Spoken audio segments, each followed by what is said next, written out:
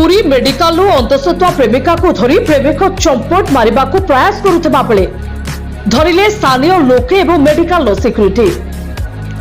चंदनपुर थाना अंतर्गत एक ग्रामर 16 वर्षर नाबालिका झील प्रेमिका द्वारा अंतसत्व हेबा परे झीर मां पुरी मेडिकल को आनिथिले गर्भपात करने किंतु कौनसी सूत्रु खबर पाई प्रेमिक पहुंचीथिला पुरी मेडिकल ले।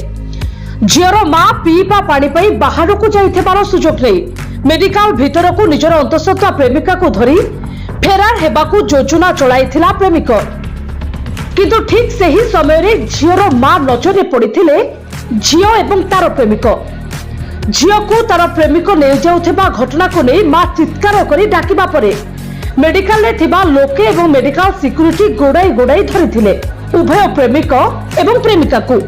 पर मेडिकल परिसर रे थिबा पुलिस सहायता केंद्र रे जिमा देई उभय को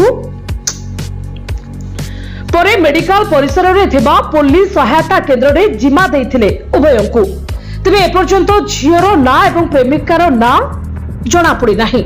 पुरी पुलिस उभय को अटक रखी पचरा उचरा चलाइथिबा सूचना मिलिछि।